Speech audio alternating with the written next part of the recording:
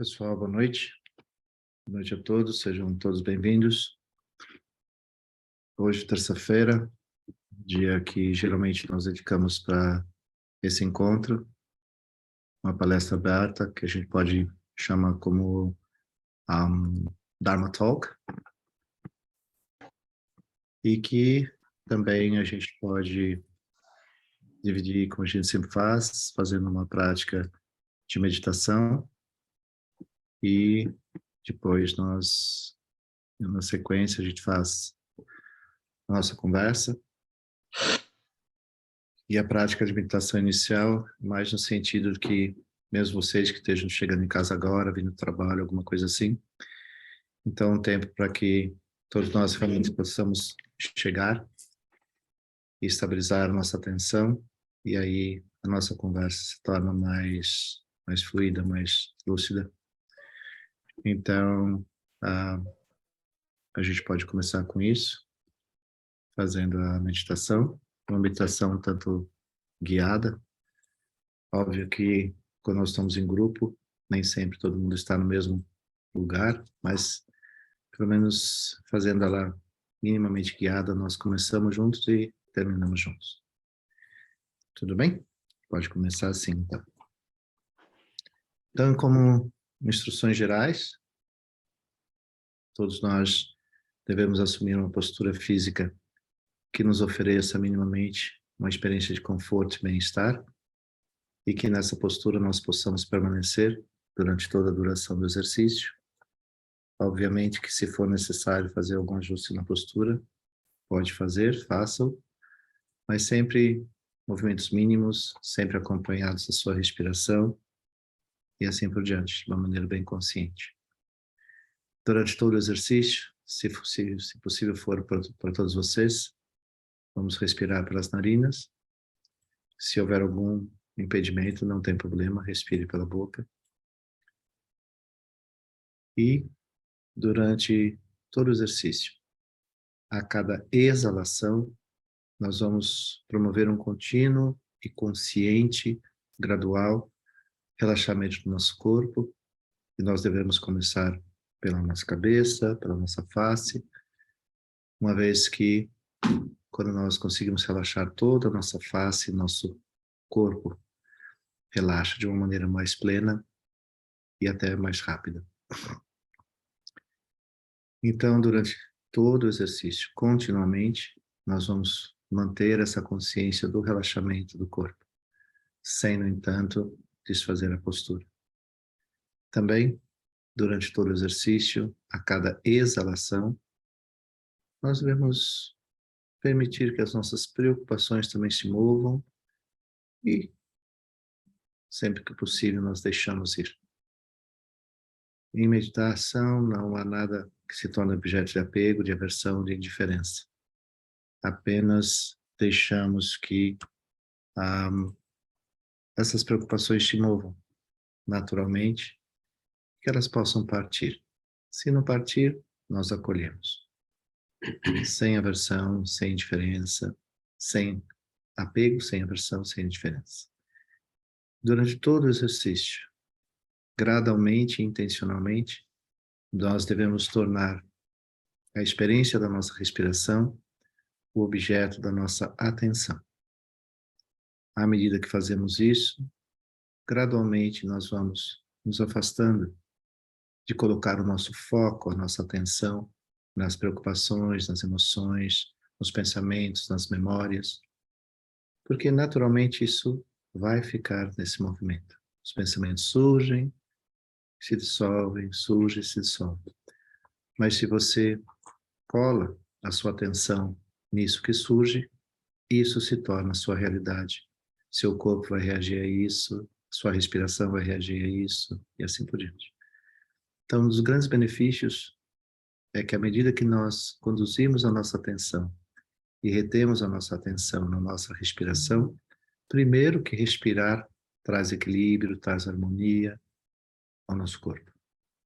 Segundo, que ao manter a nossa atenção no fluxo da nossa respiração, nós vamos nos distanciando gradualmente de todas essas preocupações, seja elas que natureza for.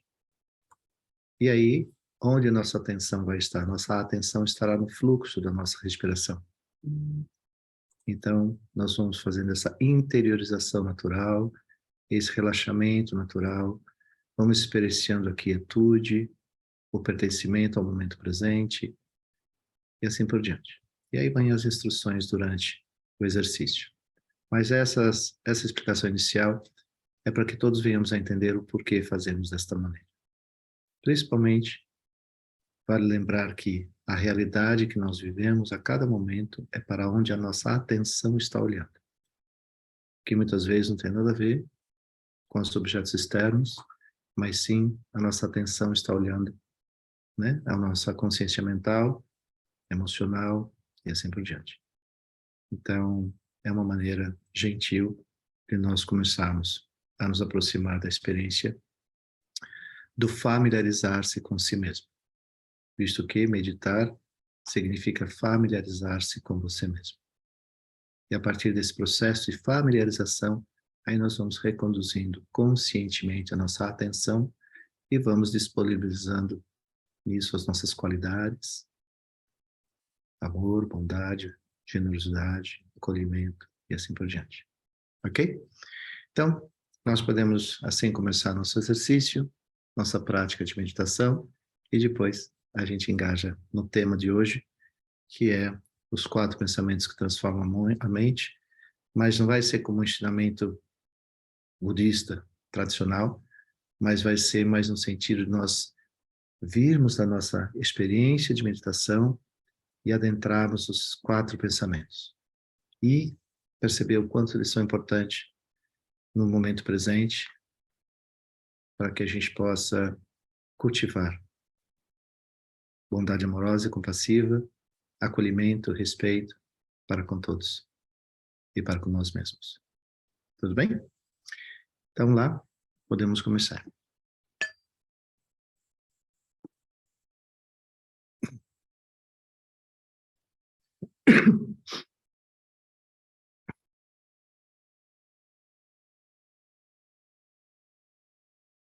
Então, começamos por assumindo uma postura física que nos ofereça uma experiência de conforto e bem-estar.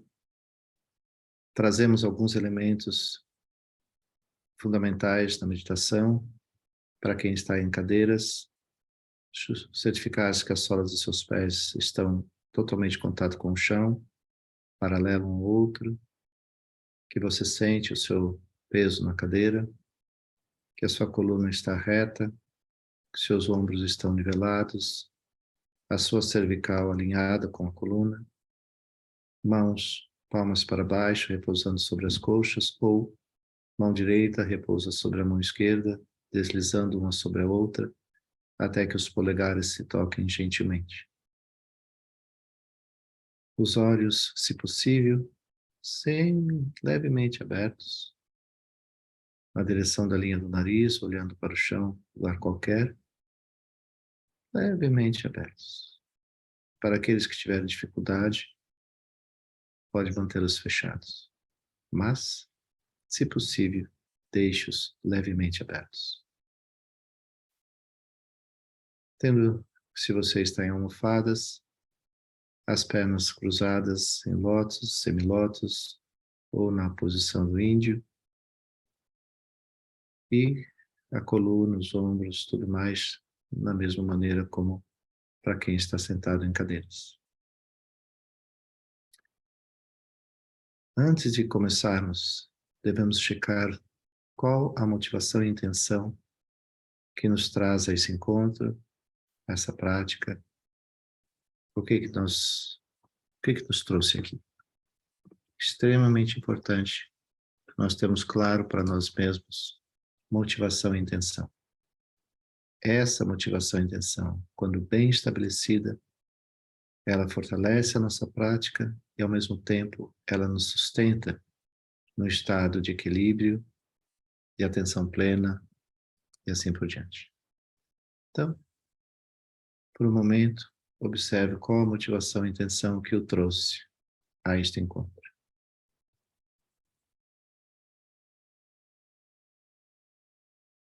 Um passo além, podemos pensar o benefício que eu espero alcançar nesta prática é para mim somente ou é para todos os seres?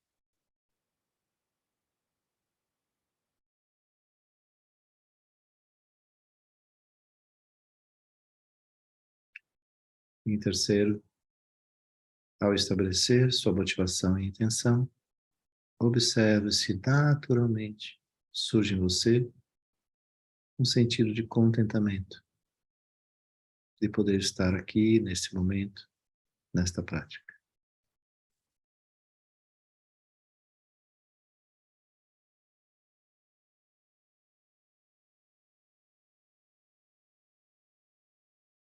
Fazemos 3 inalações longas e gentis.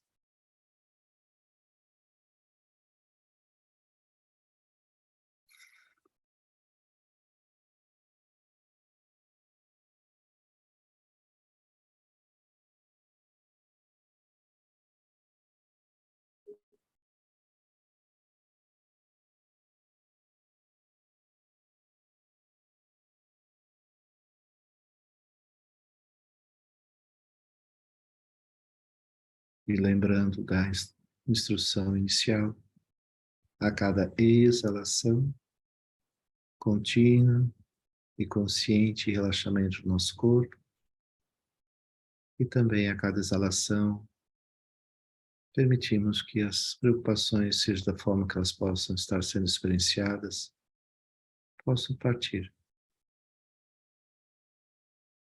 Se quiserem permanecer, nós a acolhemos, sem apegos, sem aversão e sem indiferença. Apenas acolhemos.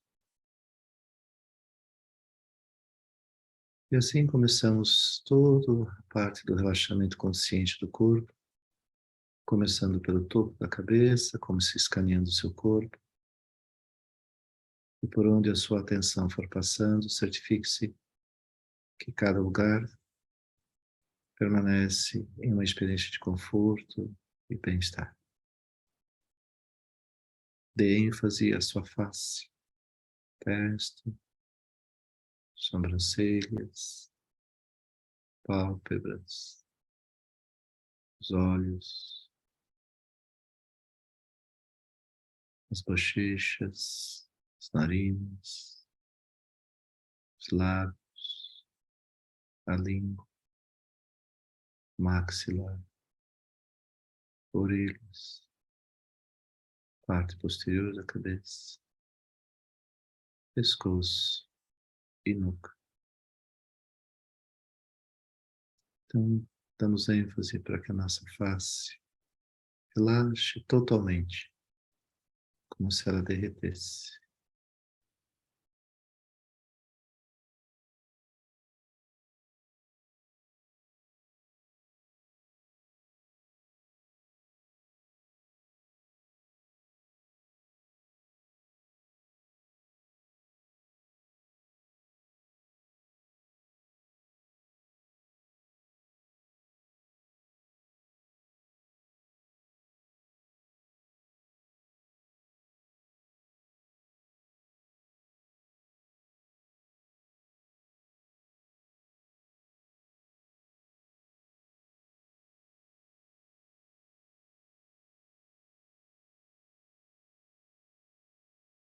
Continuamos os ombros, braços, cotovelos, antebraços, as mãos, as palmas das mãos, os dedos das mãos.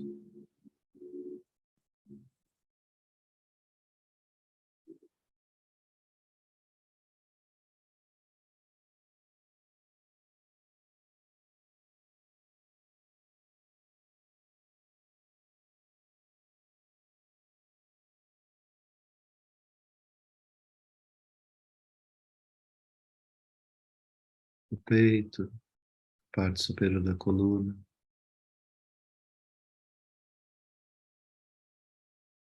diafragma, parte mediana da coluna,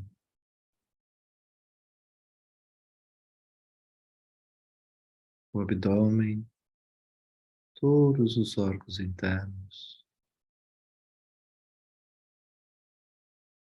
parte baixa da coluna,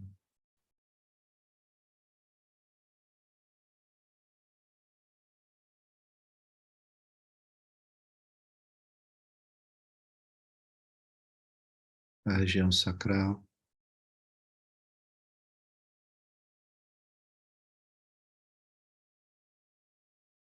cinturas, quadris, coxas, joelhos, panturrilhas, tornozelos, pés, sola dos pés, dedos dos pés.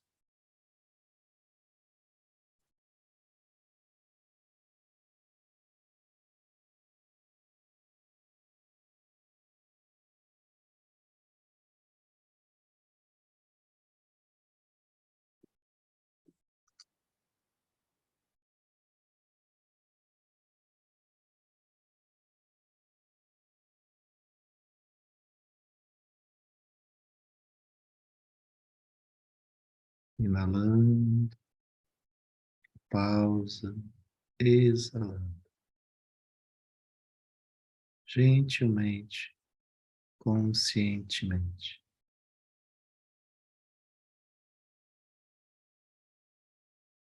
Se necessário for, faça uma ou mais inalações mais longas para ter uma percepção mais vívida do relaxamento do seu corpo. Observe se nenhuma região ficou tensa.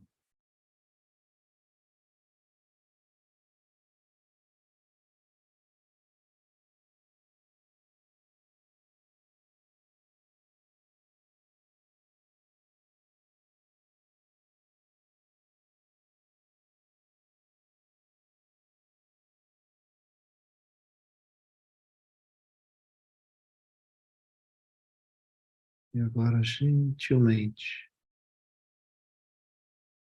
sustentando o contínuo relaxamento do seu corpo,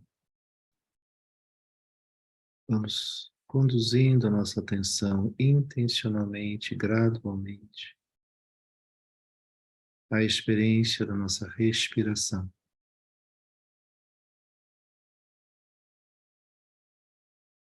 Quando inalamos, trazemos a nossa atenção na inalação. Na pausa, expandimos a consciência de todo o nosso corpo. E na exalação, acompanhamos a exalação.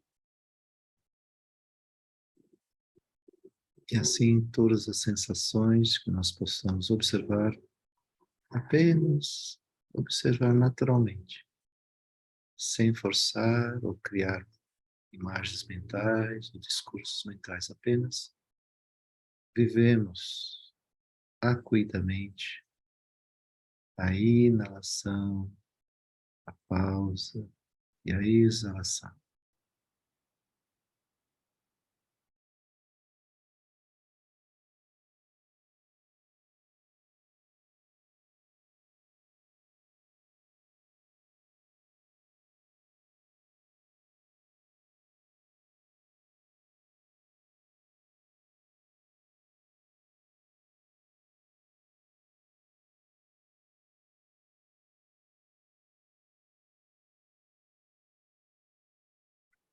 Os pensamentos têm seu próprio movimento, eles surgem,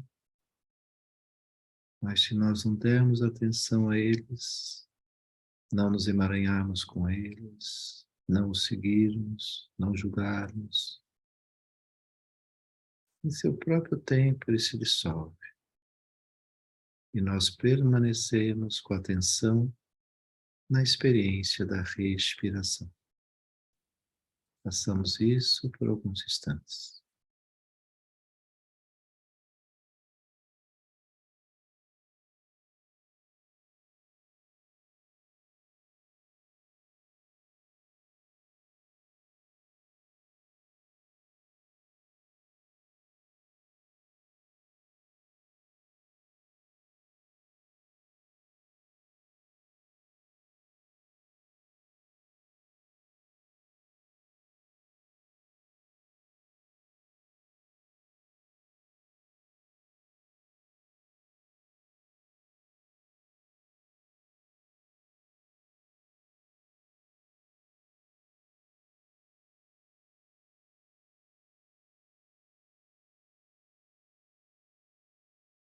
Se caso algum pensamento sequestrar a nossa atenção, notamos que nos distraímos e conscientemente reconduzimos a atenção ao movimento e à experiência da nossa respiração.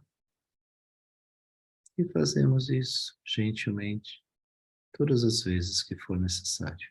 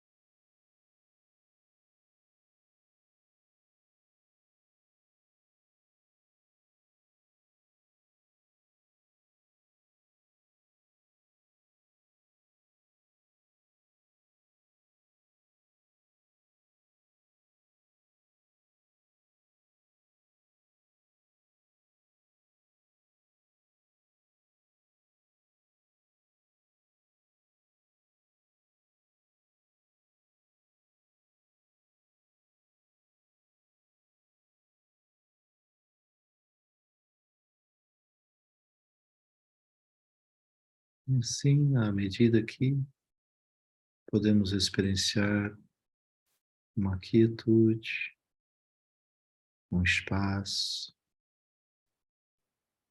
uma luminosidade na nossa mente, significando dizer consciência, lucidez, serenidade.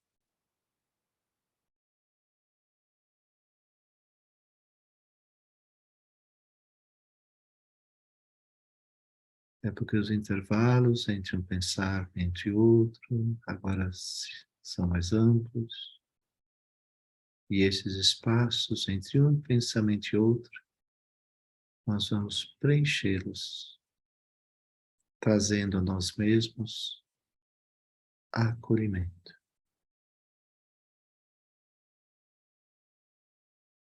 Podemos, de uma maneira, visualizar que estamos indo ao nosso próprio encontro, oferecendo a nós mesmos um abraço e permanecemos nesse abraço, experienciando acolhimento, amorosidade, gentileza, bondade. Deixemos-nos vivenciar essas qualidades. Deixemos que a nossa inalação traga isso, que a pausa expanda essa experiência. E na exalação, nós devolvemos e entregamos essa mesma experiência, não só a nós mesmos, mas a todos os seres, incondicionalmente. Vamos sustentar esse momento por alguns instantes, inalando acolhimento, bondade amorosa e compassiva. Na pausa, expandimos e na exalação, oferecemos. Sustentamos a nossa atenção na respiração e nessas qualidades.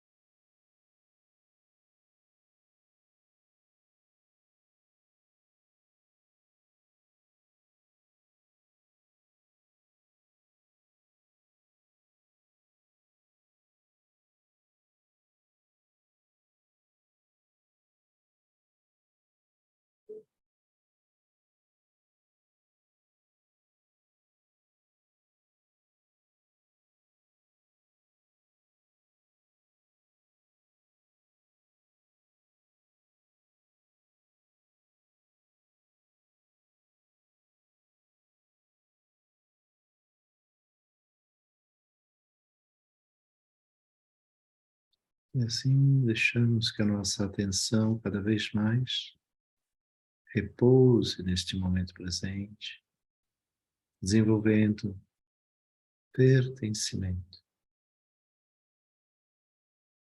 E neste pertencimento reconhecemos e sustentamos as nossas qualidades humanas, a nossa humanidade comum.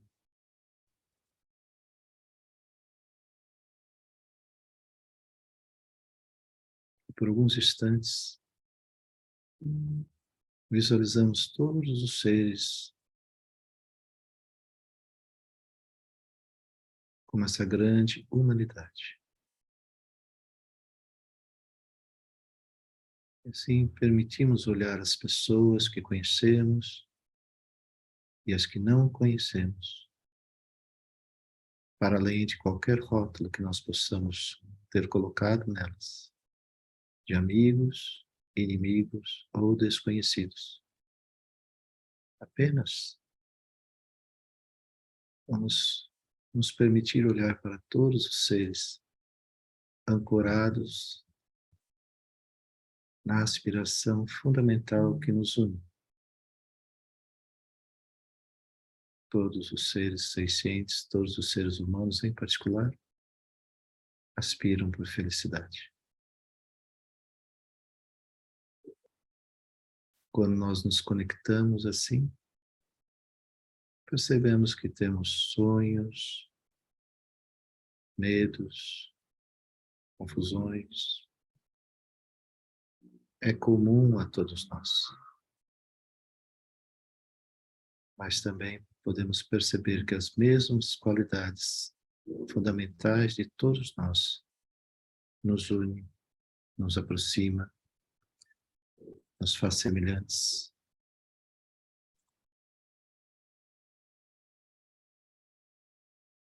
Então, por alguns instantes, vamos nos permitir conectarmos uns aos outros pela nossa humanidade, pela generosidade, pela bondade, pelo amor, pelo acolhimento,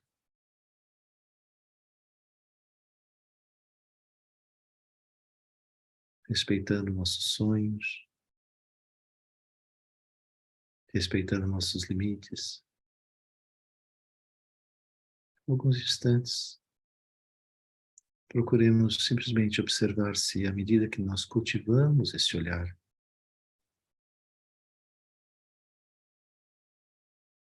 podemos desconstruir aquilo que pode nos separar, o apego, a aversão ou a indiferença.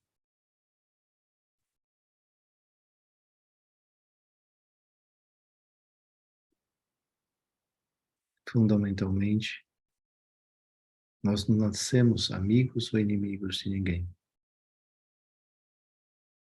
Essas experiências são construídas e sustentadas pelas nossas ilusões. Então, aqui no exercício apenas cultivando a nossa respiração, cultivando a nossa consciência plena no momento presente, cultivando o acolhimento incondicional, lembrando de nossas qualidades, lembrando de nossa humanidade. Permitimos nos conectarmos uns aos outros nesse nível. Inalando, expandindo e exalando.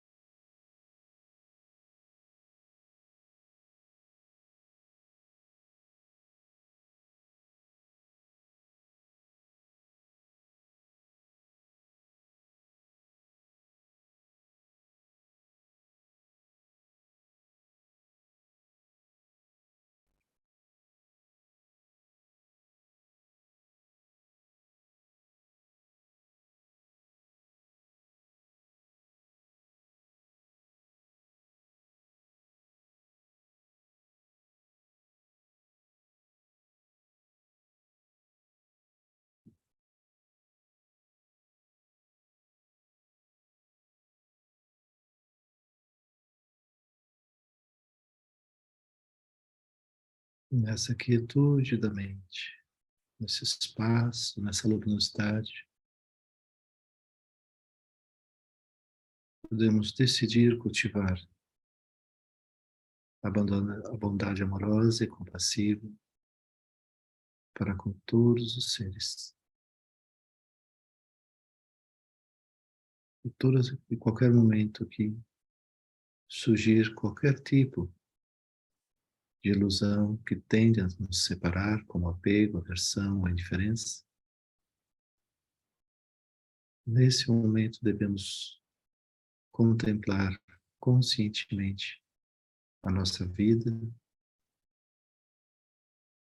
toda a sua fragilidade, toda a sua temporalidade.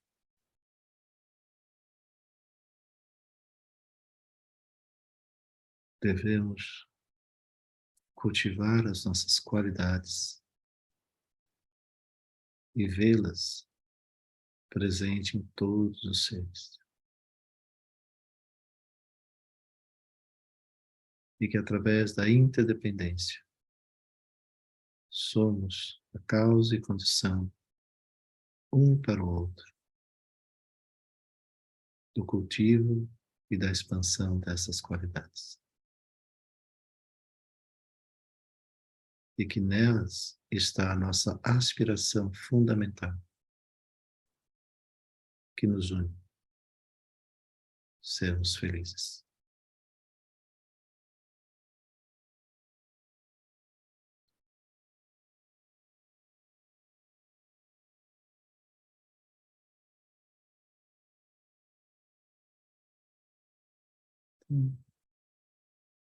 Durante o dia, nós devemos lembrar disso. Todas as vezes que nos encontrarmos com pessoas, estranhas principalmente, devemos observar o que nos impede de haver como um amigo em potencial.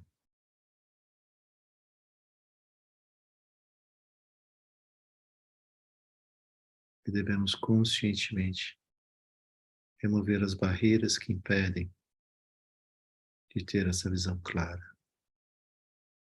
Somos fundamentalmente causa e condição um para o outro, do reconhecimento de nossas qualidades, do expandir dessas qualidades e da desconstrução das nossas ilusões.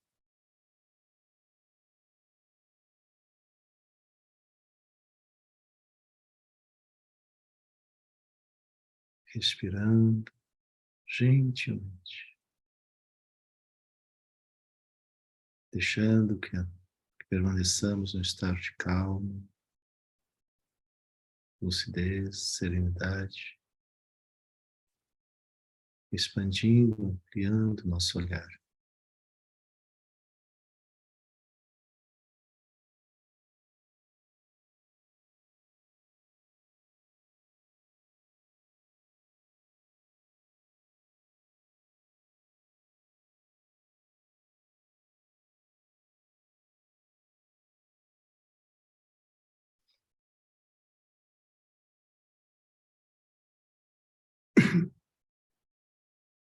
E assim, caminhando no encerramento desse exercício, passamos novamente 3 inalações longas, gentis. Na primeira, consciência do nosso corpo, se ele está relaxado, em uma experiência de conforto e bem-estar. Se sentimos a vida no nosso corpo, sua vitalidade, sua energia.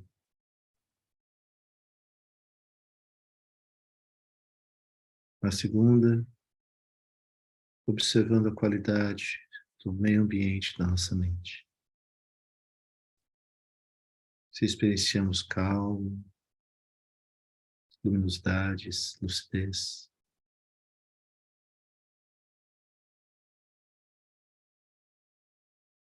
Se Que a nossa atenção repousa gentilmente no momento presente, no aqui e no agora.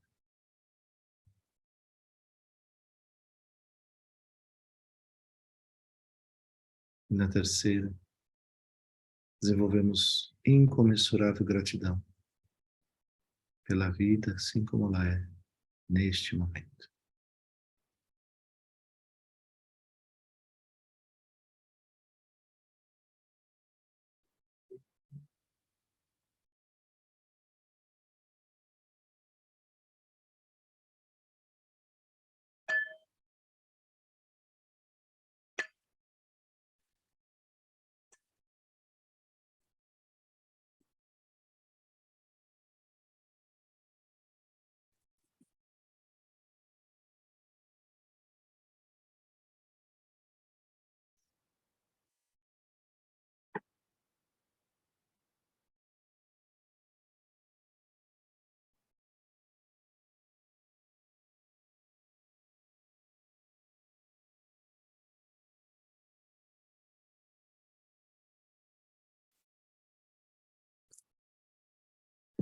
Muito bem. Então, vamos tentar preservar durante a nossa conversa essa mente atenta, lúcida, calma, ampla, cultivando a bondade amorosa e compassiva.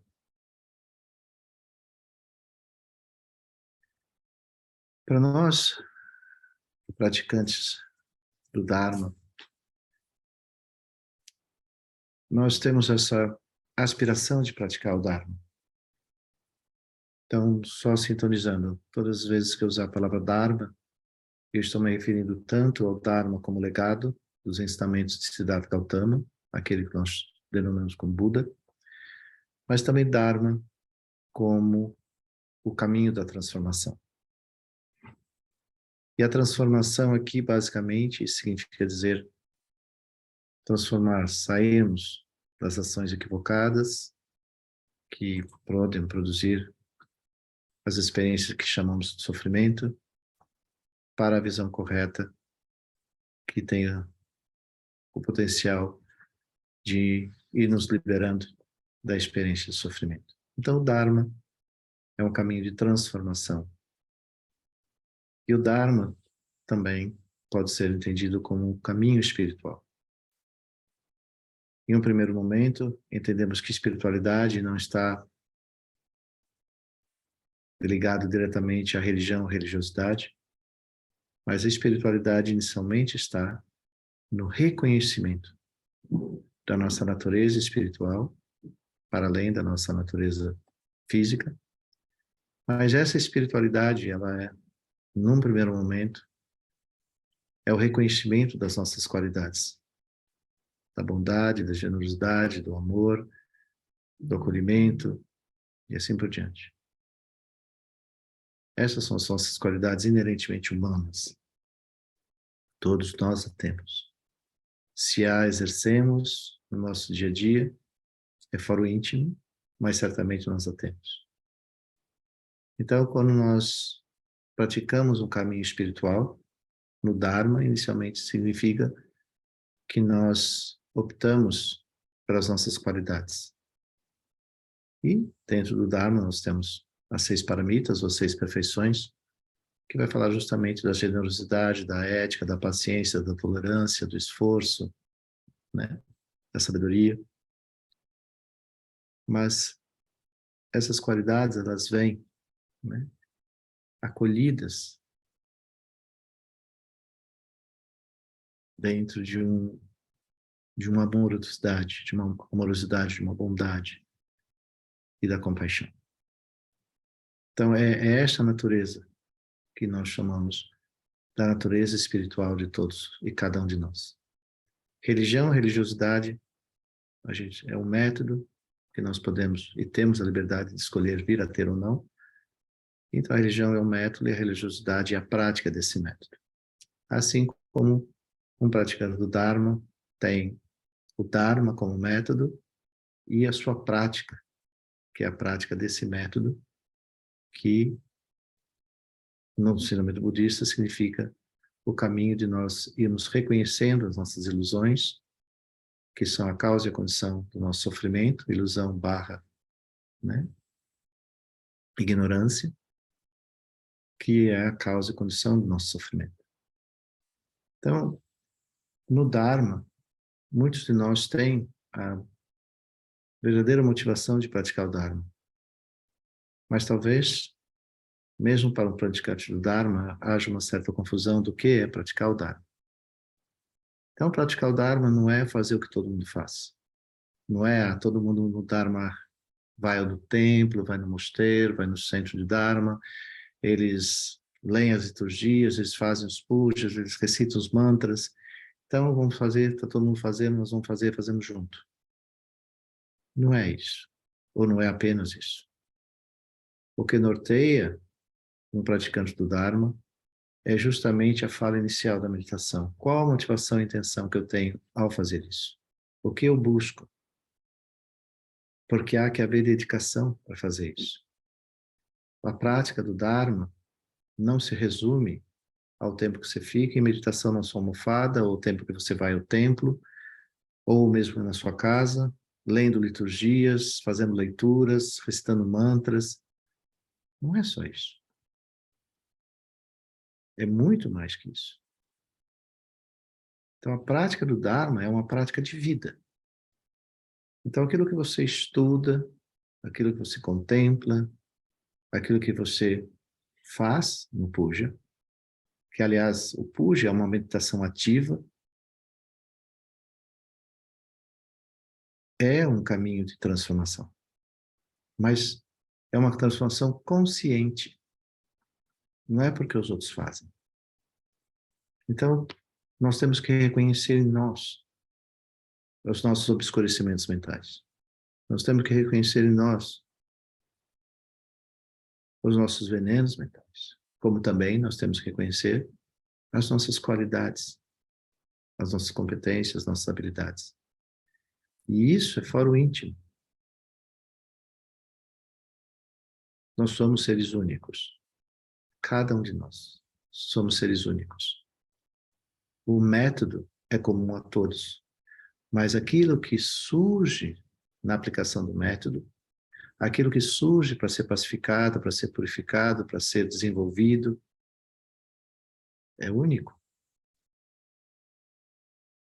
Então, cabe a todos e cada um de nós fazer a prática da maneira correta. Então, a primeira coisa não é porque todo mundo faz, eu faço. Porque todo mundo foi lá, eu fui. Porque todo mundo tem esse professor, eu tenho. Porque todo mundo é dessa escola, tradição, eu sou. Não.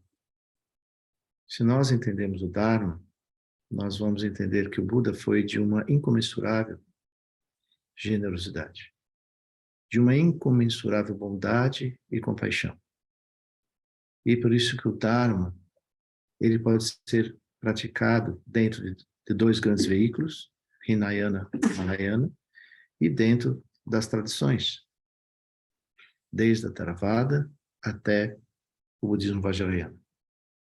Há um amplo aspecto aqui com o qual cada um de nós pode desenvolver uma maior ligação. A gente fala que são tendências kármicas. Então, ao escolher o método, seja ele no Hinayana, no Mahayana, dentro do Mahayana, Vajrayana, Tantrayana, mas dentro dos dois veículos, Hinayana, Mahayana, você pode praticar o Dharma. E o Dharma é um processo gradual, que exige de nós diligência, disciplina, continuidade.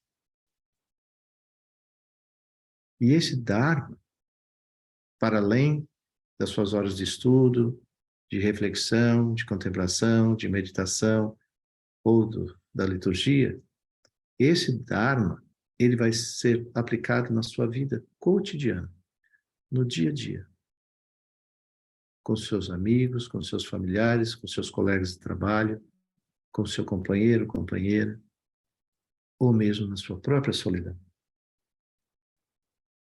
Tudo é o Dharma. Então, para que a gente venha realmente praticar esse Dharma, nós devemos nos aproximar dele da maneira correta. Isso está em toda e qualquer instrução. E a maneira correta de praticar o Dharma é nós olharmos para as preliminares do Dharma. Então, dentro das preliminares do Dharma, nós vamos encontrar tanto as instruções de meditação, como também nós vamos encontrar os 4 pensamentos que transformam a mente. Nós vamos encontrar o número. Ou seja, talvez muitos de nós tenham uma certa dificuldade ao entender o que significa preliminares do Dharma. Porque na nossa vida cotidiana, preliminar é algo que não é tão importante. Só que no Dharma, sem as preliminares, não nos é possível entender o Dharma. Não nos é possível ter uma compreensão ampla do Dharma.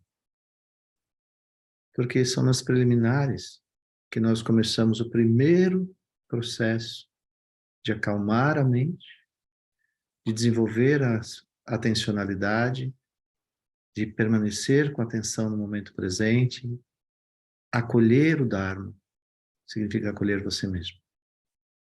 Então, estão nas preliminares entender isso. Para além do refúgio, então aqui eu vou dividir a fala em dois momentos. Uma coisa é, o refúgio significa que você conscientemente escolheu o Dharma como seu caminho, como sua prática de vida, como sua prática espiritual. Mas, no Dharma não tem conversão. Então, eu não preciso necessariamente abandonar a minha religião de berço para adotar o Dharma. Mas aqui significa que você vai estudar o Dharma, contemplar o Dharma, ter o Dharma como sua fonte segura, mas você vai permanecer na sua cultura religiosa que seus pais lhe ofereceram, ou mesmo que você tenha optado. Mas quando você acolhe o Dharma como sua prática espiritual, aí você toma um refúgio. O refúgio significa que você pode dizer, eu sou um praticante do Dharma. E ao fazer isso, toda a sua conduta de vida vai ser de acordo com esses ensinamentos. Para quem permanece na sua religião de berço, muitas das pessoas conseguem ter um entendimento muito maior da sua própria religião, porque através da meditação, através dos estudos, ela vem entender qual é a relação espiritual que verdadeiramente se estabelece. E aí ela passa a ter uma admiração maior pela sua própria religião, porque nessa religião ela consegue perceber a sua espiritualidade em desenvolvimento. Então, na verdade, a sua santidade da aluna diz assim, a primeira coisa que nós devemos é reconhecer a nossa espiritualidade. Reconhecer que quando nós falamos nossa espiritualidade, nós estamos nos referindo às nossas qualidades humanas, que são comuns a todos nós. É isso que nos faz humanos, é isso que nos faz essa sociedade humana, essa comunidade humana. Então, quando nós reconhecemos isso, só por reconhecer isso, o nosso respeito mútuo surge e permanece.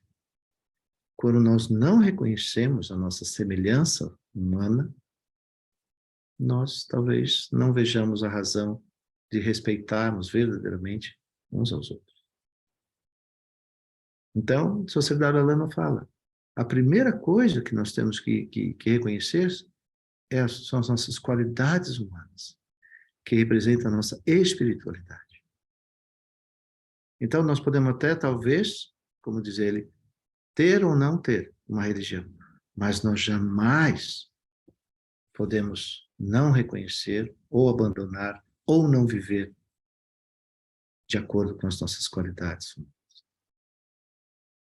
Isso é importante entender. Muito importante. Então, a partir do momento que nós nos aproximamos dessa aspiração comum a todos nós, de sermos seres humanos felizes, essa é a aspiração fundamental de todo e qualquer ser humano. Agora nós temos que nos aproximar de uma outra parte, que é onde reside o potencial que nos oferece a oportunidade de sermos felizes. Reside nas nossas qualidades humanas. Sem essas qualidades humanas, nós não vemos razão de nos respeitarmos, por exemplo. Nós não vemos razões de criar movimentos cujo benefício seja um benefício comum. Comum a todos.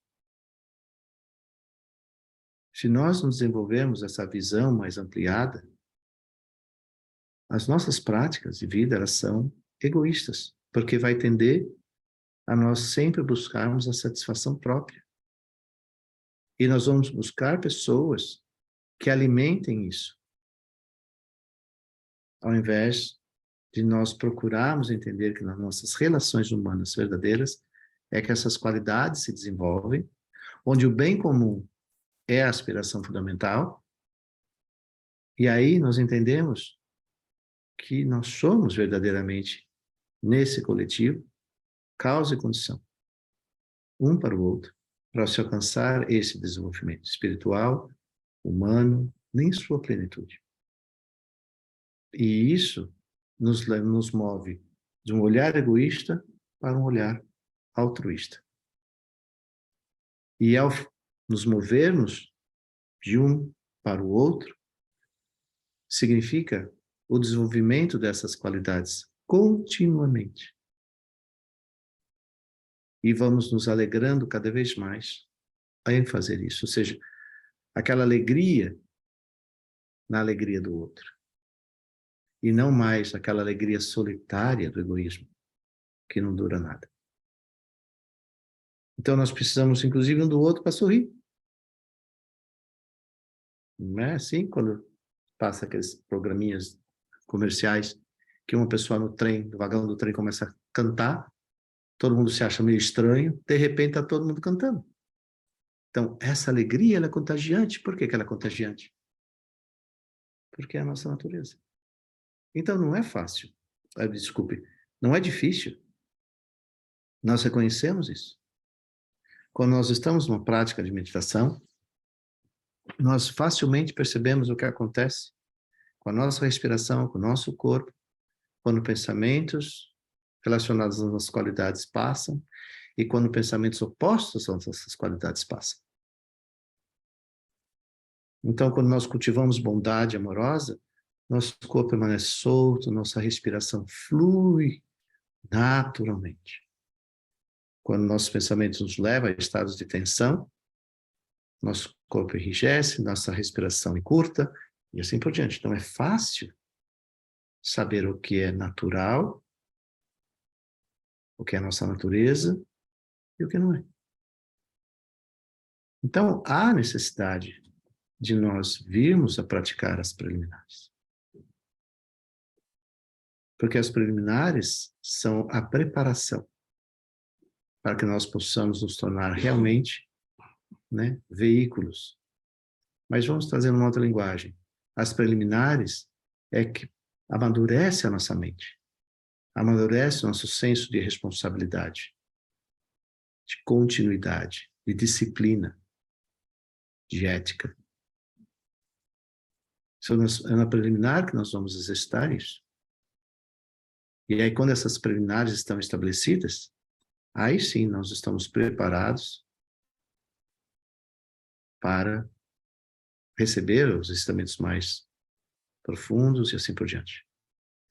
Mas essas preliminares, elas não ocorrem em separado da nossa prática de vida. Nós temos que trazer as preliminares para dentro da prática de vida, para o nosso dia a dia, desde a hora que a gente acorda até a hora que a gente vai dormir. Então, dentro dos preliminares, nós temos os 4 pensamentos que transformam a mente, como o principal, para começar. Depois nós temos as preliminares relacionadas ao Nondro, que daí já é dentro do caminho Vajrayana. Mas dentro do caminho do Hinayana e do Mahayana, as preliminares que diz respeito a entendermos a natureza do nosso nascimento humano, de entendermos a natureza da impermanência, de entendermos a natureza do karma, e entendermos a natureza do sofrimento em si. Então, é o precioso renascimento humano, a impermanência ou as mudanças, nós temos o karma e temos o sofrimento. Mas, nós temos que observar essas coisas no nosso dia a dia.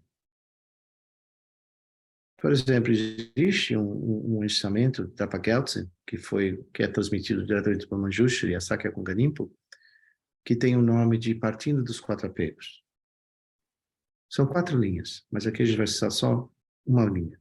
A primeira linha diz, se você tem apego a esta vida, você não é um praticante do Dharma. Só que a palavra Dharma, em tibetano, na origem do texto, essa palavra Dharma significa caminho espiritual. Caminho significa espiritualidade. Então, se você tem apego a esta vida, você não tem uma visão espiritual da sua vida. Você não tem um entendimento mais profundo da sua própria natureza, da sua própria existência. E, de novo, aqui não tem nada a ver com religião ou religiosidade. Tem a ver em reconhecer nessa vida. Então, se você tem apego a esta vida, você não reconhece os 4 elementos que a gente está falando. Que é a fragilidade do nascimento humano e a sua raridade, a gente não entende as ilusões do samsara. A gente não entende o karma e a gente não entende a origem do sofrimento. Então, isso está aqui nesse lugar, nessa primeira linha. Então, mas como é que a gente explora isso? E qual o significado disso no momento presente, nesse exato momento? Porque nesse exato momento, nós estamos passando por muitas tensões, muitos medos, muitas confusões, né? Natural do momento que nós estamos passando. Mas por que nós nos deixamos sequestrar por tudo isso? Esse é o ponto. Então, eu não vou entrar aqui em nenhum outro tipo de discussão, mas nós sabemos que todos nós estamos, nessas últimas semanas, envoltos em muitas emoções. E por que nós permitimos que tudo isso nos sequestre desta maneira? Então, talvez se a gente fizer um exercício de contemplar pelo menos algum desses aspectos, talvez nos ajude a permanecer em um estado de lucidez, de quietude, de compreensão. Muito mais de compreensão sobre tudo isso. Então, dentro dessas preliminares que a gente está falando, a primeira delas é o que nós fizemos no começo. Aquietar. Aquietar. Ou seja, nós temos que oferecer a nós períodos de quietude, períodos de silêncio, períodos de inversão de olhar. Olhar para nós. Cuidar de nós. É uma grande prática de autocuidado, na verdade. Assim como durante a pandemia, no auge da pandemia, nós passamos por muitos medos, muitas confusões, muitas incertezas, muitos não saber, né? Como que tudo isso poderia se resolver. Nós também fomos cometidos desses mesmos estados mentais, emocionais. E naquele momento, Sua Santidade surge um dia, Sua Santidade Sakyatrise faz uma transmissão online e nos convida a justamente que é nesses momentos que nós devemos praticar a quietude da mente. Como? Não nos deixando envolver por todos esses aspectos emocionais, por todas essas incertezas, por todos esses movimentos. Nós devemos fazer um exercício de permanecer em quietude, em respeito mútuo,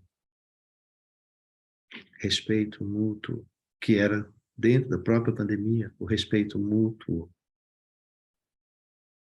É a mesma coisa. Então, independente das escolhas que cada um estamos fazendo nesse momento, feito a sua escolha, permanece em quietude. Tendo convicção da sua escolha, permanece em quietude. E deixa e permita que os outros também exerçam sua escolha. Todos nós temos o direito da escolha. É um direito comum. Então, se nós nos deixarmos levar por todo esse movimento, nós experienciamos muito sofrimento.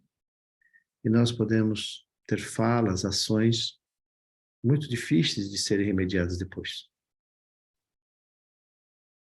Então, essa fala de hoje é com o intuito de oferecer, primeiro, um convite para que todos nós, todos os dias, venhamos a meditar. Venhamos a desenvolver esse espaço de quietude interior. Porque aquilo que nos inquieta é algo que eu quero tanto ou algo que eu não quero mais. Basicamente.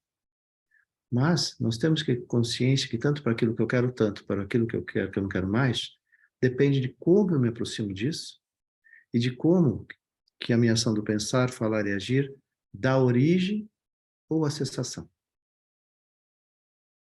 Mas dentro desse olhar,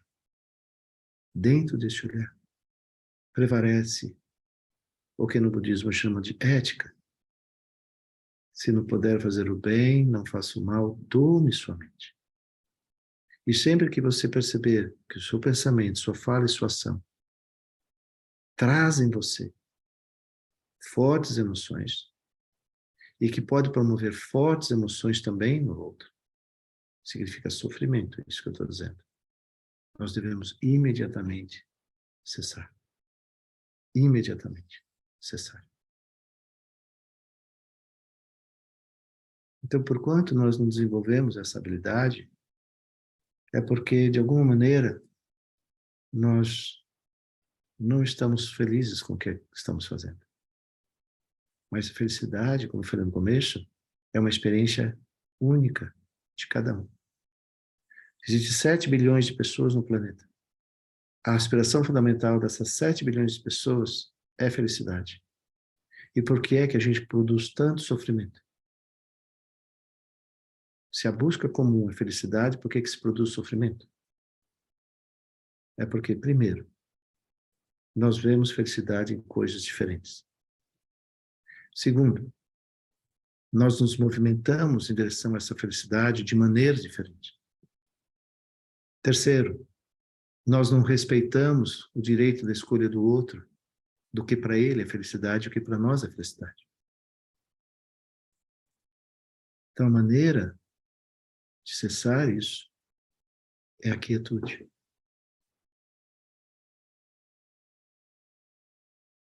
O silêncio. O resgatar de que a aspiração fundamental de todo e qualquer um de nós é a felicidade. E nós temos o direito de nos dirigirmos àquilo que para cada um de nós, neste momento da nossa vida, nesta visão que nós temos, neste momento, na compreensão que nós temos nesse momento, é felicidade. Então, quando nós nos conectamos com a nossa humanidade e nós conectamos com nós mesmos, nós percebemos isso.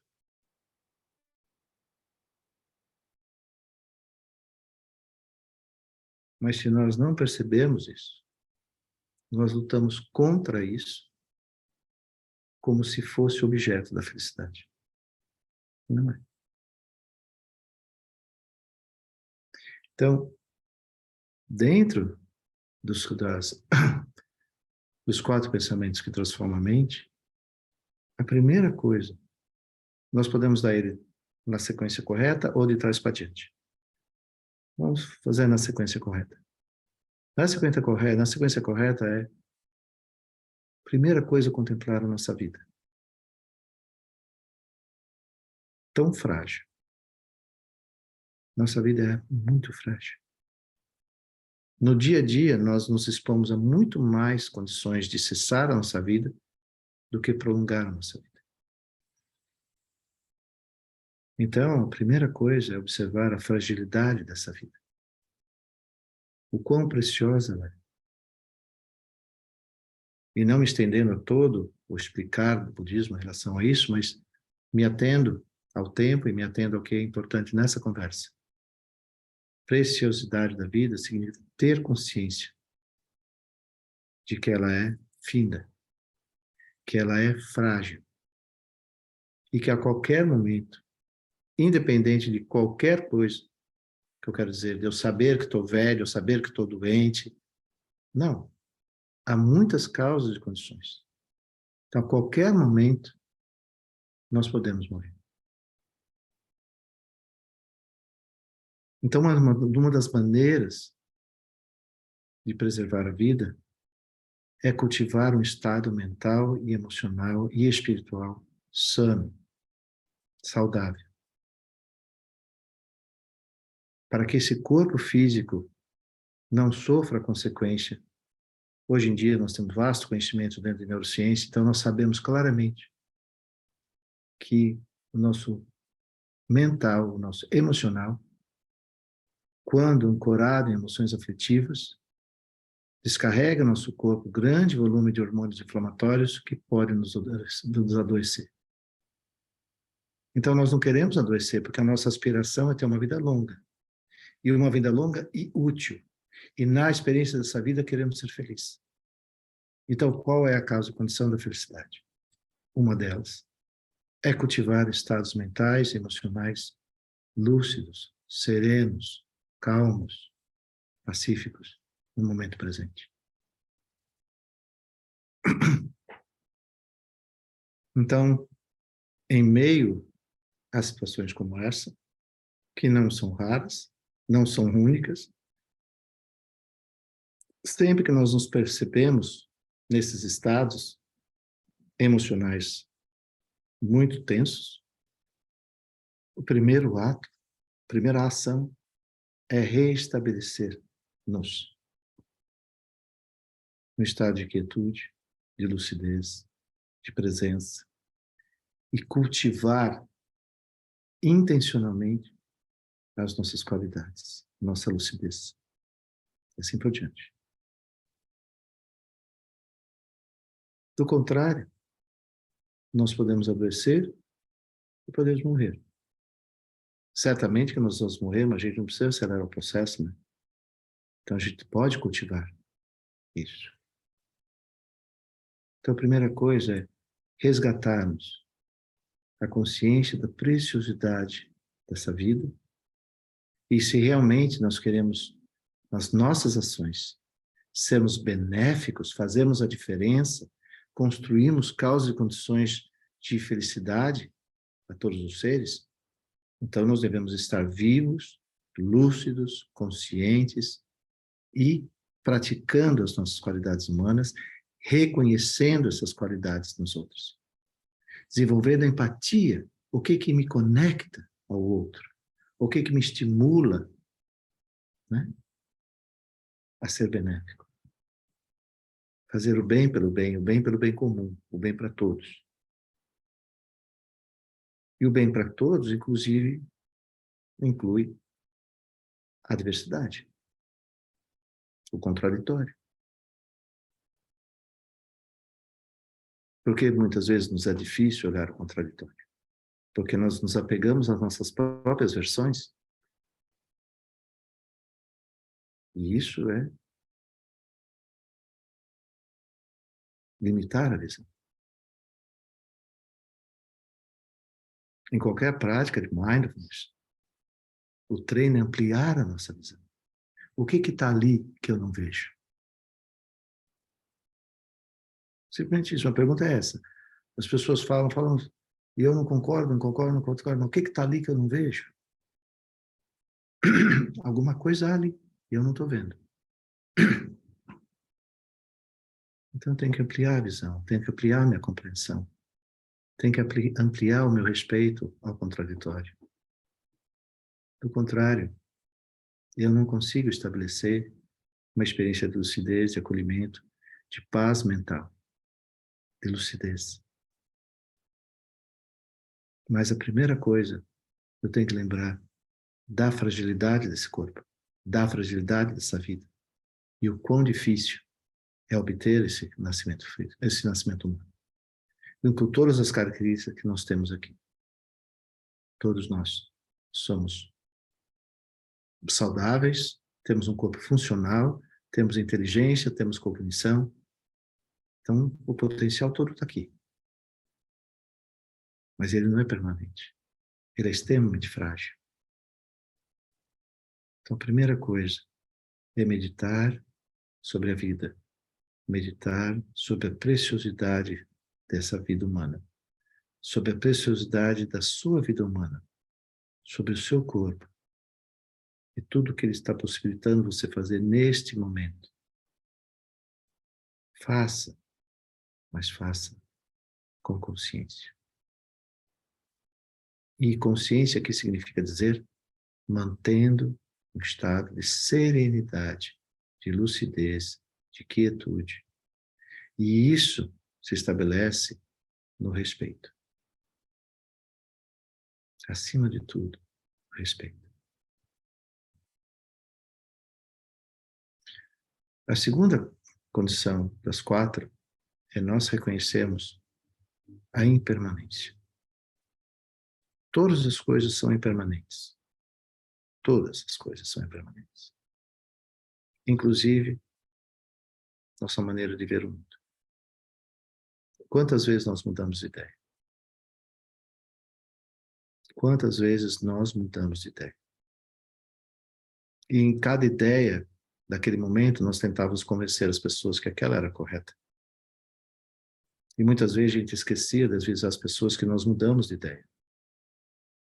Então as pessoas ainda pensam que a gente pensa daquele jeito. Engraçado isso. Mas tudo é impermanente. Nosso corpo é impermanente. Todo o entorno é impermanente. Mas aqui eu gostaria de, o convite principal era de perceber que nós podemos mudar de ideia, que nós podemos aprender o novo, que nós podemos errar. Esse é um respeito. As pessoas têm o direito de ter suas opiniões. Mesmo que se prove equivocada no futuro, mas até que se prove equivocada no futuro. Para cada um de nós, aquilo é verdade. Então, um dos princípios do desenvolvimento humano é o respeito à verdade que o outro acredita. Porque quanto das nossas verdades também não mudaram? Quantas das nossas opiniões próprias em relação a determinadas coisas também não mudaram?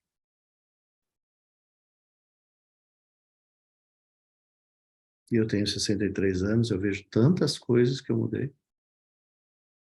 Tantas coisas que eu acreditava ser verdade e percebi que não era. E uma das coisas que eu mais aprendi foi não culpar ninguém pelo que eu acreditava. Eu acreditava porque me era conveniente acreditar.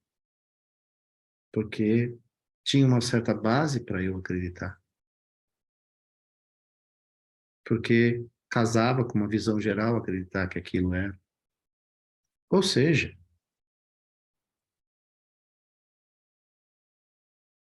quantos de nós? Então, uma das maneiras que nós fazemos as pazes com a impermanência é perceber que a impermanência é impermanente. E que esse fluxo é contínuo. Todos os dias coisas se revelam e faz com que aquilo que era uma crença não seja mais. O próprio Dalai Lama fala isso. Ou talvez o próprio Buda já falava isso. Quando ele dizia, não acredite em nada que eu estou dizendo, em respeito a mim, porque eu sou o Buda.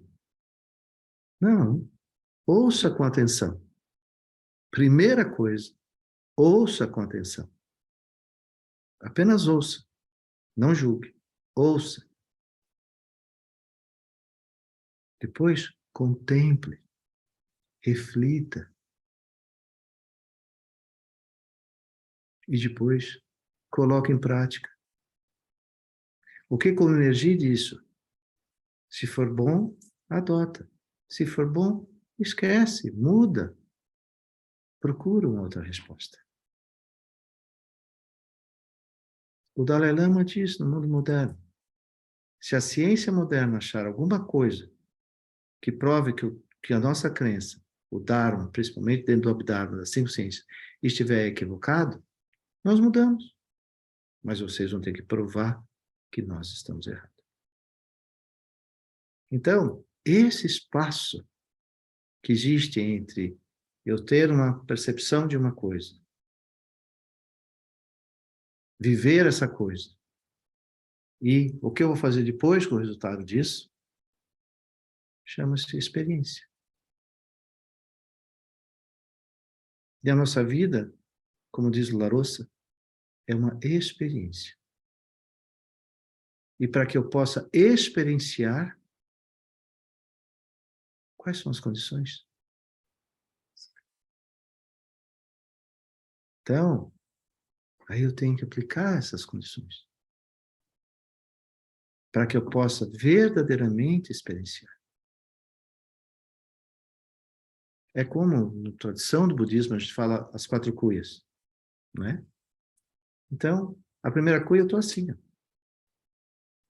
Pode estar falando o que quiser, eu não quero ouvir.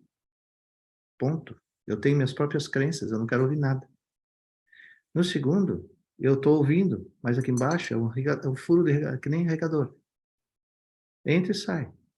Eu não tenho atenção, não tenho interesse. A terceira, eu ouço com a minha visão contaminada. Então, eu não estou ouvindo. Eu estou me munindo de informações para ir contra você. E a última é eu limpar bem isso aqui para ouvir você. Depois de ouvir você, eu vou contemplar, refletir, analisar, praticar e ver o que surge. Então, todas as coisas são impermanentes. Mas existe um elemento fundamental nisso. E é tão bonito apreciar isso na nossa humanidade. Todos nós podemos olhar para uma mesma coisa, uma mesma flor, o mesmo pôr do sol, experienciar uma mesma comida, e nós não vamos ter a mesma resposta. Nós não vamos ter a mesma percepção. Apesar de estarmos todos lá ouvindo, mesmo que a cuia esteja totalmente limpa, existe algo que perpassa tudo isso, que é o nosso karma. Então, até onde nós podemos, a cuia está limpa. Mas existe algo que chama karma.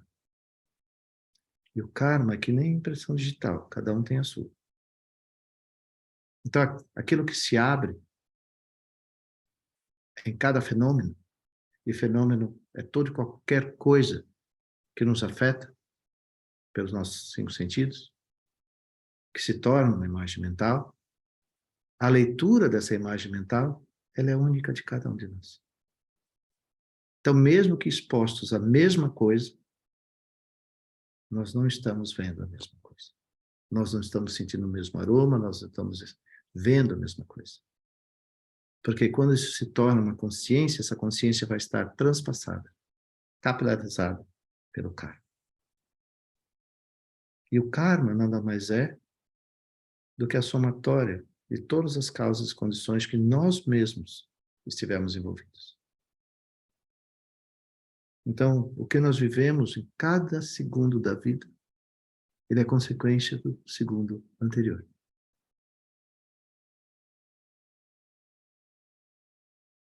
Então, mesmo que a gente tenha opiniões próximas, elas nunca serão iguais.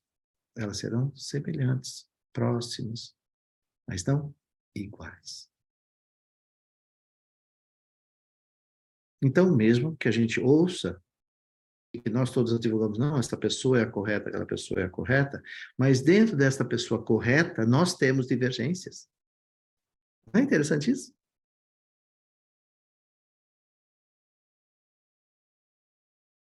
Que beleza, que é assim. Por isso que eu falei no começo. Nós somos um para o outro, causa e condição da revelação disso. E quando se revela para nós, é quando nós, então, entendemos quais são as nossas visões limitadas. Aí é cor de cada um de nós. Aí quando cada um de nós percebe as suas limitações, é sobre elas que nós aplicamos a nossa inteligência, a nossa cognição e o método. Aí quando nós somos Budas perfeitos, na linguagem budista, aí já não há mais nada disso. Porque não há mais dualidade. Mas por quanto houver dualidade, nós devemos ter consciência à dualidade, há o contraditório. Então sempre haverá alguém que pense diferente de mim. Que bom que é assim.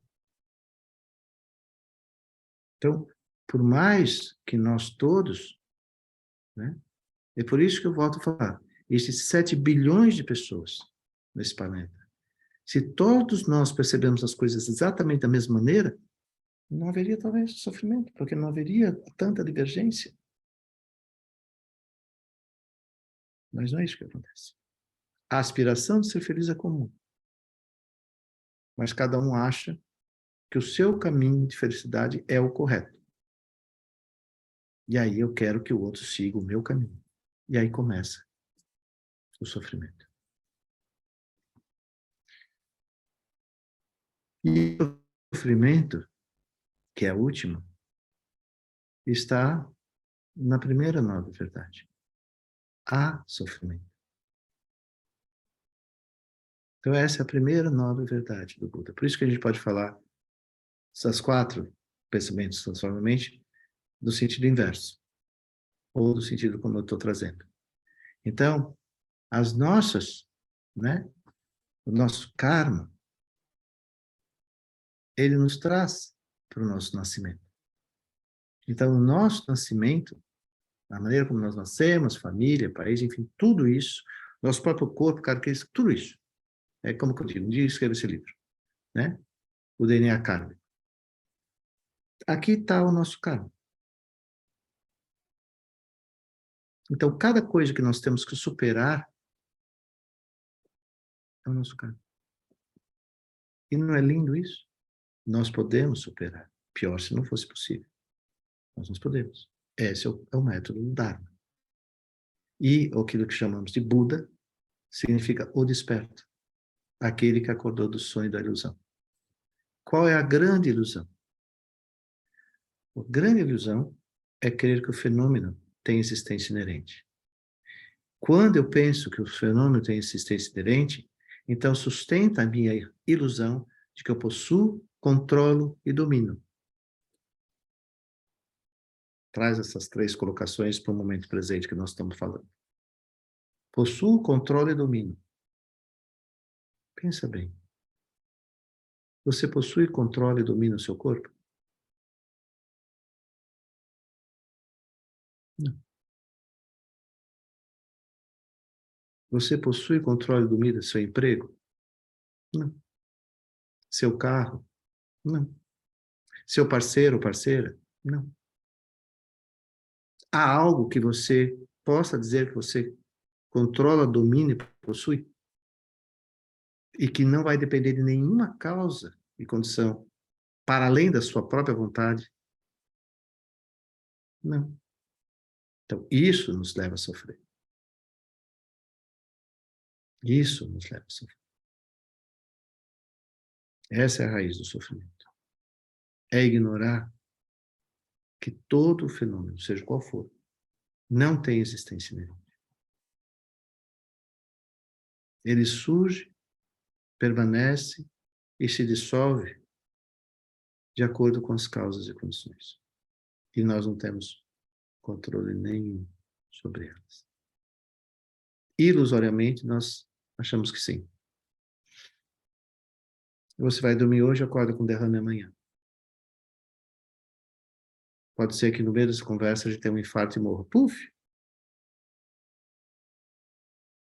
Pode ser que por mais que eu queira que a sala dure mais 15 minutos para acabar a luz, pode cair a internet.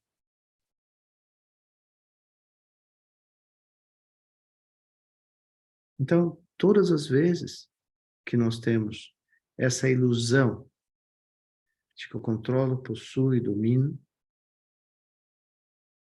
é quando nós experienciamos todas as nossas emoções aflitivas. Todas elas, porque elas estão relacionadas a isso. Ciúmes, inveja, ambição, ganância, desejos. Essas emoções só surgem porque eu acho que eu possuo, controlo e domino. Essa é a grande ilusão. Então, neste momento, o que nós temos que realmente nos esforçar é para aquietar nossa mente. Aquietar nossa mente.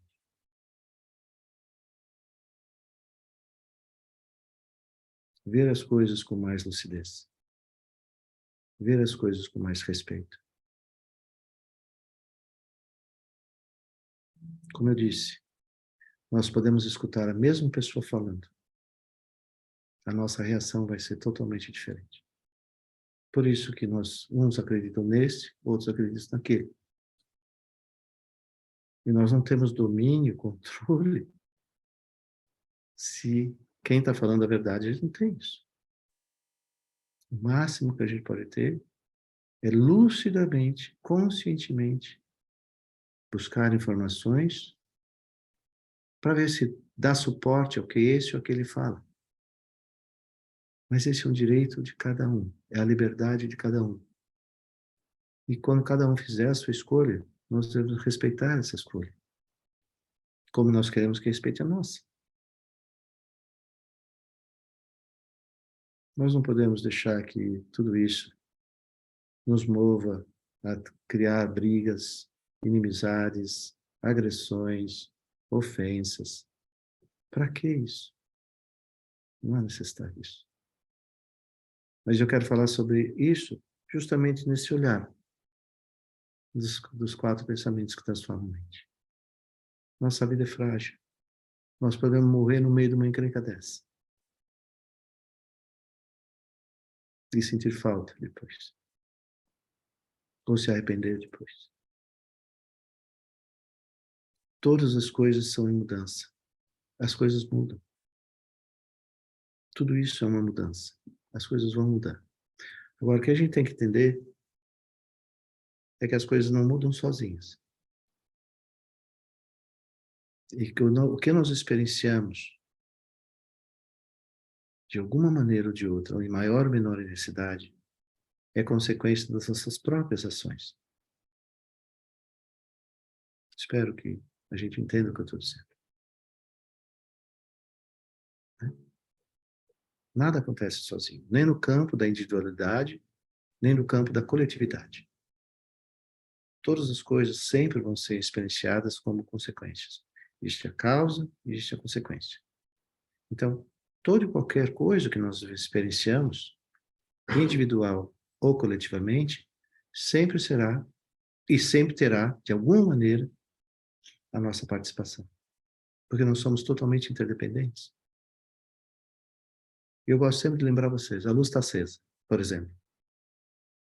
Eu não sei quem está mantendo essa luz acesa, sei? Não sei. Eu não sei quantos milhões de pessoas estão trabalhando para haver energia elétrica aqui. Mas nesse momento, todos nós estamos usufruindo dela. porque ela que permite que a internet funcione, que o computador funcione, que a luz seja que ilumine esse ser aqui para aparecer na frente da tela. Mas eu não sei quem está ali. Sei? Não sei.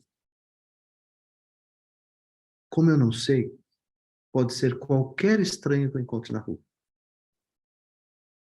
Então, antes de eu julgar esse ser, que eu não sei quem é na rua, antes de eu pensar em falar mal dele, eu devo lembrar. Como eu não sei quem estava mantendo a luz acesa lá em casa ontem, que permitiu esse encontro e assim por diante, pode ser ele. Então, ao invés de criticá-lo, vou agradecê-lo. Esse é o tamanho da nossa interdependência. Nós não sabemos. Mas nós não estamos no luxo de apontar dedos, julgar pessoas. Nós não sabemos. Quando eu vejo uma briga na rua, eu passo, eu vejo a briga e saio falando da briga. Eu não sei o que antecedeu essa briga, e menos sei ainda como ela terminou. Eu só vi um pedaço dela. Então, tudo que a gente está vendo são pedaços.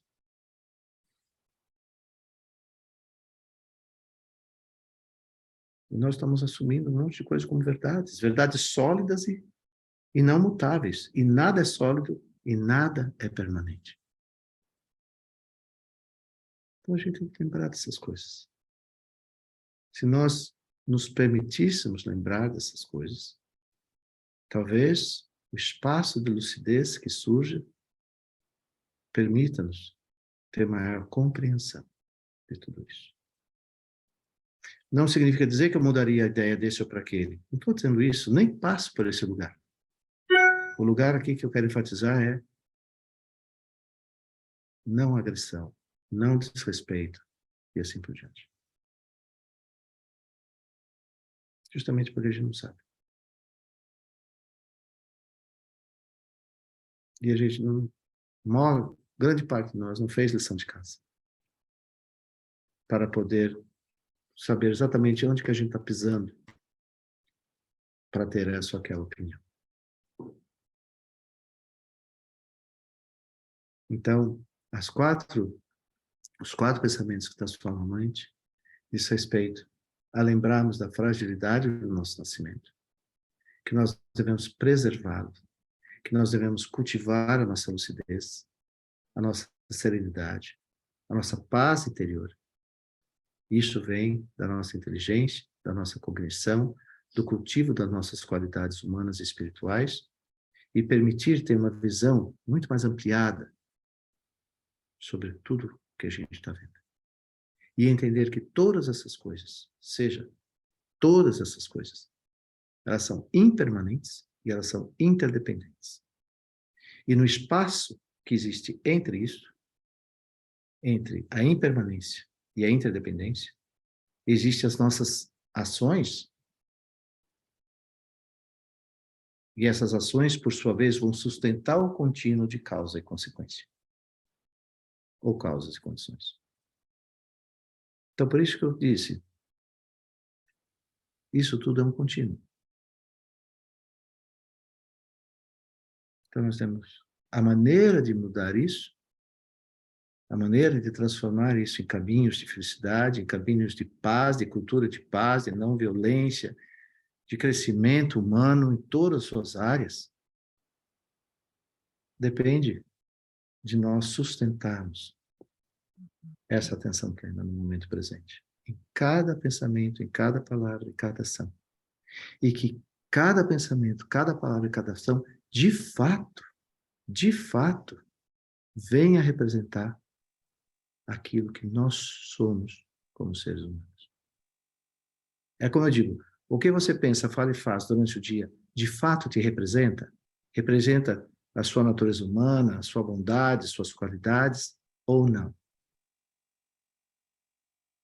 Então, quando todos e cada um de nós viemos a cuidar, zelar, com uma prática de autocuidado, não só o autocuidado físico, higiênico, mas poder fazer a higiene física, mental, emocional e espiritual todo dia. Aí, quanto mais nós fizermos essa higiene, vai permitir que aquilo que nós pensarmos, falarmos e fizermos, vá se aproximando cada vez mais do que de fato representa a nossa humanidade. E aí a gente pode convidar o Gandhi para a conversa quando ele diz: felicidade é quando o que eu penso, falo, faço está em harmonia e que seja para o bem comum, não para o bem de um egoísta. O que eu penso, falo e faço esteja em harmonia com a minha natureza altruísta, em benefício de todos os seres. E que eu tenha regozijo na felicidade e na alegria de todos os seres. Aí sim, as coisas podem ser e poderão ser. E espero que venhamos a fazer isso melhores. Então, eu penso que era isso que eu queria compartilhar com vocês hoje. Agradeço muito vocês estarem aí conosco até agora e aspiro pela felicidade, aspiro pela paz, aspiro que todos nós venhamos a construir juntos, conscientemente, causas e condições que sejam por nós todos reconhecidos como felicidade. Uma linda noite a vocês, muito obrigado e uma linda semana. Até a próxima.